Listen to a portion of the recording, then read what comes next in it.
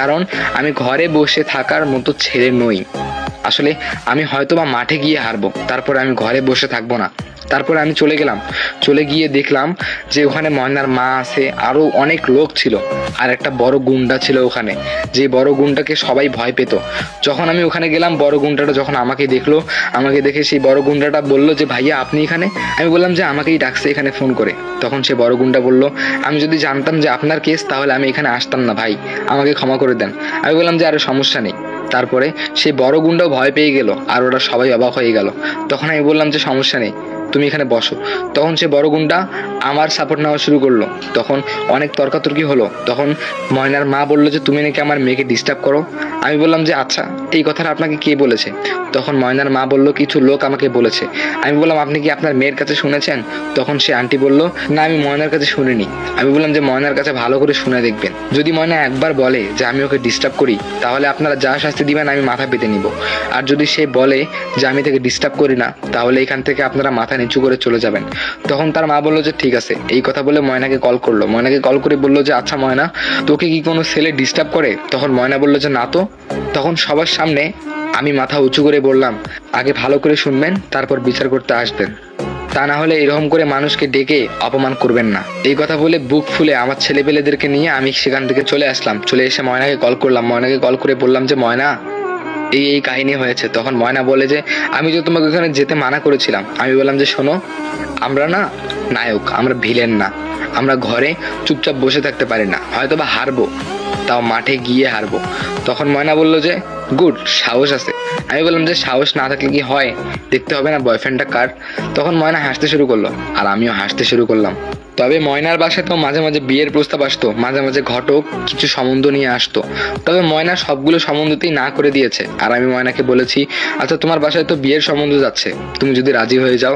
তখন ময়না আমাকে বলল যে আমি তোমাকে ছাড়া কাউকে বিয়ে করব না, আর আমি তোমাকে কখনো ঠকাবো না, তোমাকে কখনো ছেড়ে যাব না, কোনো দিনও ছেড়ে যাব না। এইরকম করে ময়না আমাকে প্রচুর আশা দেয়, আর আমিও প্রচুর বিশ্বাস করে ফেললাম যে ময়না আমাকে কোনো দিনও ছেড়ে যাবে না। আমি সেই রকম বিশ্বাস করলাম। এরকম করে আমাদের রিলেশন আরো 5-6 মাস চলে গেল। 5-6 মাস পরে আমার একটা ভাইয়ের বিয়ে। সো আমি সেই ভাইয়ের বিয়েতে গেলাম। বিয়ে বাড়িতে খুব ব্যস্ত ছিলাম, সারাদিন ওর সঙ্গে কোনো কথা হয়নি। তারপর যখন আমি বিয়ে বাড়ি থেকে আসলাম, বিয়ে বাড়ি থেকে এসে ময়নার সেই বান্ধবীর সঙ্গে আমার দেখা। তবে ময়নার সেই বান্ধবী আমাকে বললো আচ্ছা ভাইয়া, আপনি কি ময়নার নামে কিছু শুনেছেন? আমি বললাম যে কি শুনবো, কি হয়েছে?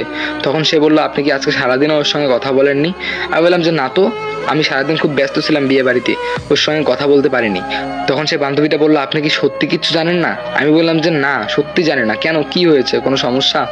তখন আমারও একটু সন্দেহ মনে হলো, কি ব্যাপার, আজকে সারাদিন ময়না একটা বারের জন্য আমাকে মেসেজ বা কল কিচ্ছু দিল না, কেন, কিছু হয়েছে নাকি?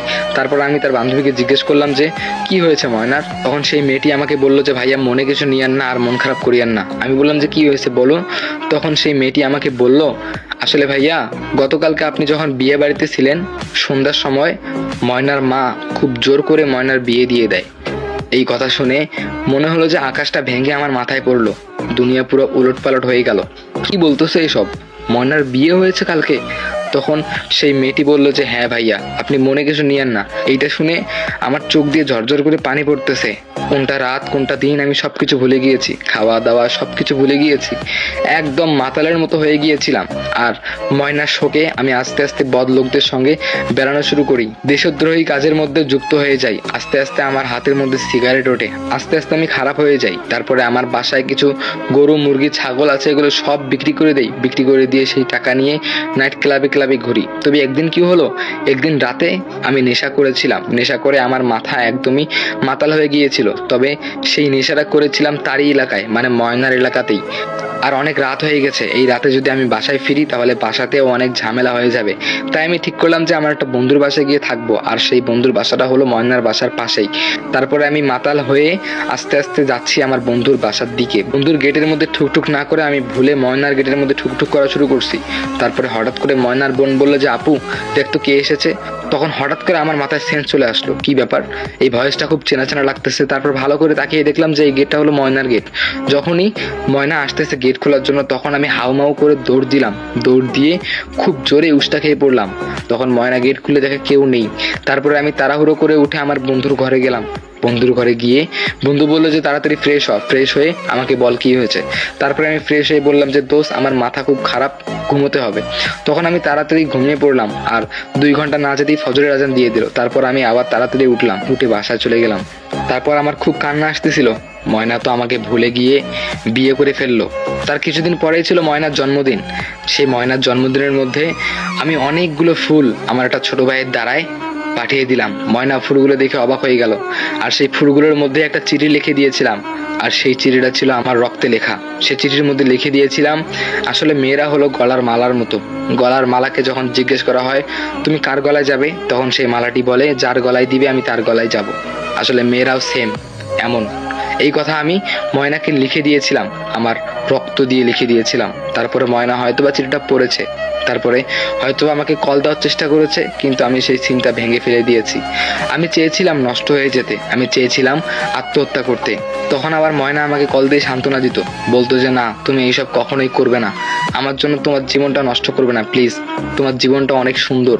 আমার তো বিয়ে হয়ে গিয়েছে, আমার কথা বাদ দাও, তোমার জীবনটা সামনে পুরো জীবনটাই পড়ে আছে, এরকম কিছু করো না। আমি ভাবতেই পারিনি আমার সেই ময়না আমাকে ছেড়ে এইভাবে চলে যাবে। সত্যি আমার খুব কষ্ট হচ্ছে, যা আমি আপনাদেরকে বলে বোঝাতে পারবো না। তাকে আমি এতটা পরিমাণ ভালোবেসেছিলাম, আর সে আমাকে এতটা পরিমাণ আশা দিয়েছে যে সে আমাকে কোনোদিনও ছেড়ে যাবে না, কিন্তু আজকে সে আমাকে ছেড়ে চলে গেল। আসলে তাকে আমি আপন করে পেলাম না, তাকে নিয়ে সমস্ত স্বপ্নগুলো ভেঙে গেল, ভেঙে গেল সমস্ত ইচ্ছে কাচের মতো। সে হয়তোবা এতদিনে অন্যের জন্য শাড়ি পরতে শিখে গিয়েছে, হয়তোবা তারও ফুটফুটে সন্তান হয়েছে, আর আজ এই পর্যন্ত আমি তার আশাতেই বেঁচে আছি। সে হাজার দোষী হোক না কেন, সে যদি আবার ফিরে আসতে চায়, আমি আবার তাকে আমার জীবনে নিয়ে নিব, কারণ আমি তাকে ভালোবাসি। আমি তাকে কখনোই ভুলতে পারবো না। সে হয়তোবা ভুলে গিয়েছে, কিন্তু আমি তাকে কখনোই ভুলতে পারবো না। সো গাইস, বলুন গল্পটি কেমন লাগলো? যদি ভালো লেগে থাকে তাহলে লাইক কমেন্ট শেয়ার করে দিবেন, আর দেখা হবে নতুন কোনো গল্পে। খুব তাড়াতাড়ি নতুন গল্প নিয়ে আসতেছি। সবাই ভালো থাকবেন, সুস্থ থাকবেন। আল্লাহ হাফেজ।